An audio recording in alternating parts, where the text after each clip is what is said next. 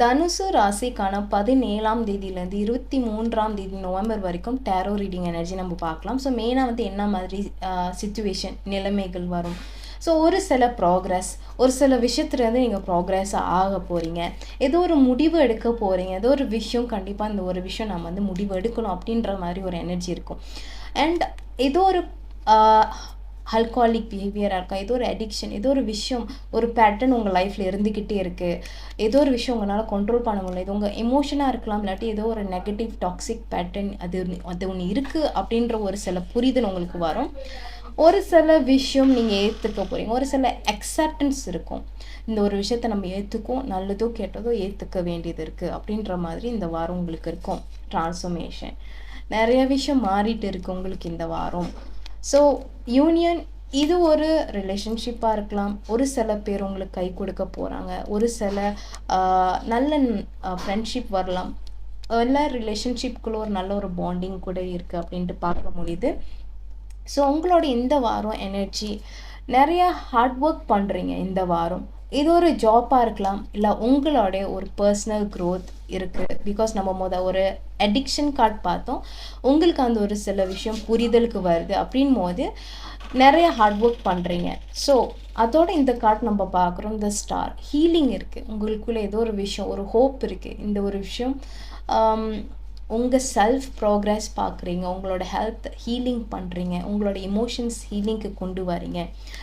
ஆர்வம், புது energy and நிறைய விஷயம் உங்களுக்குள்ளே இந்த வாரம் புது எனர்ஜி எழுப்ப போகுது. அதனால தான் நம்ம ட்ரான்ஸ்ஃபர்மேஷன் கார்டு பார்த்தோம்.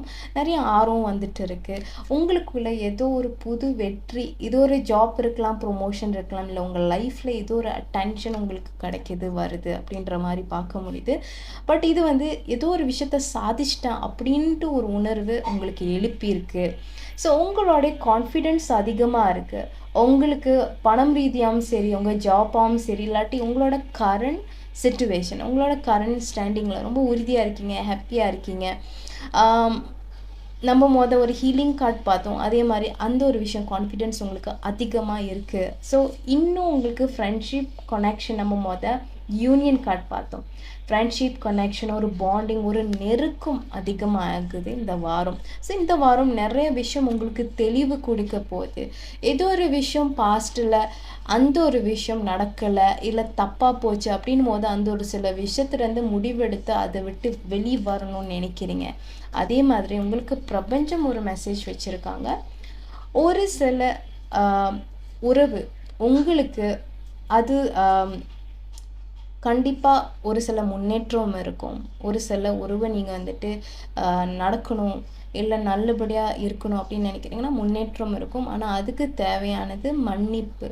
நீங்கள் அவங்கள மன்னிக்கிறதும் சரி, இல்லை அவங்க உங்களை மன்னிக்கிறதும் சரி, அதுவே உங்களுக்கு ஒரு சில நல்ல விஷயங்கள், நல்ல ஒரு பீஸ் ரிலேஷன்ஷிப் கொடுக்கும் அப்படின்றது தான் உங்களுக்கான இந்த வாரம் பிரபஞ்ச மெசேஜ்.